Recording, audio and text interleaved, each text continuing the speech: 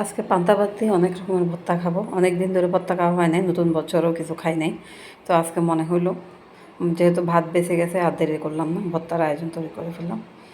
তো আজকে সকালবেলা উঠে দেখে গতকালকে রাতের অনেকগুলো ভাত রয়ে গেছে। তো যেমন ভাবনা তেমন কাজ, দেরি না করে ভর্তার আয়োজন শুরু করে দিলাম। তো ফ্রিজে কিছু মাছ ছিল ভর্তা তৈরি করার জন্য, তো ওই মাছটা নামিয়ে ফেললাম। তো ভাবলাম যে মাছ ভাজা খাবো, আর সঙ্গে একটা আলু দিয়ে দিলাম, আলু ভর্তা করবো।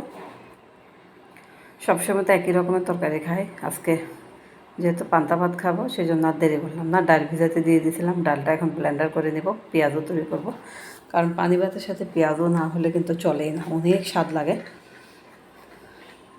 তারপর রসুন পেঁয়াজ কাঁচামরিচ দিয়ে দিলাম, তো ব্লেন্ড করে নিলাম। তারপরে দেখে মাছটা উল্টে পাল্টে দিচ্ছি, একদম মাছটাকে একটু মুসমুসে করে ভাজবো, যেহেতু আমি এটা পানি ভাতের সাথে খাবো। তো আমার ভাজা হয়ে গেছে, আলুটাও সিদ্ধ হয়ে গেছে।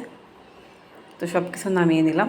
তারপর তাওয়ার মধ্যে ফ্রাই প্যানের মধ্যে তেল দিলাম বেশি করে, পেঁয়াজও তৈরি করব। তার আগে কিছু মরিচ ভেজে নিলাম।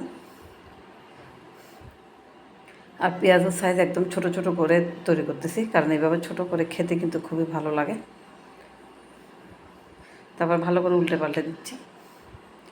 তারপর দেখি পেঁয়াজ দিয়ে দিলাম, কাঁচা আর হচ্ছে যত ভাজা মরিচ আছে সবগুলো দিলাম, বেশি করে কাঁচা পেঁয়াজ দিলাম, লবণ দিয়ে ভালো করে চটকে নিব।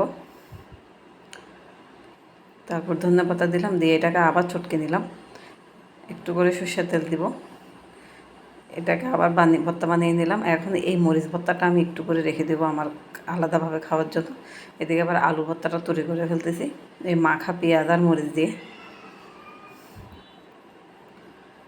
আমি ভর্তা তৈরি করতে করতে আমার জিভে জল চলে আসতেছে, এত সুস্বাদু, এত দেখতে এত লোভনীয়। এদিকে আমার পেঁয়াজগুলো হয়ে গেছে, এটাও নামিয়ে নিলাম।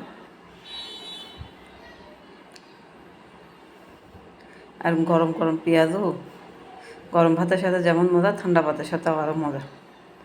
তারপরে এই যে মরিচ ভর্তাটা আলাদা করলাম, এখানে আমি ডাল সিদ্ধ দিয়ে দিয়েছিলাম, ডালের ভর্তাটা তৈরি করতেছি, এটা আপনাদেরকে দেখাই নাই। এই যে আমার ডাল ভর্তা হয়ে গেল। ডালের ভর্তা কিন্তু কাঁচা পেঁয়াজ দিয়ে অসাধারণ লাগে। এই হলো মাছ ভাজা। তো আজকের আয়োজনটা খুবই সুন্দর হয়েছে।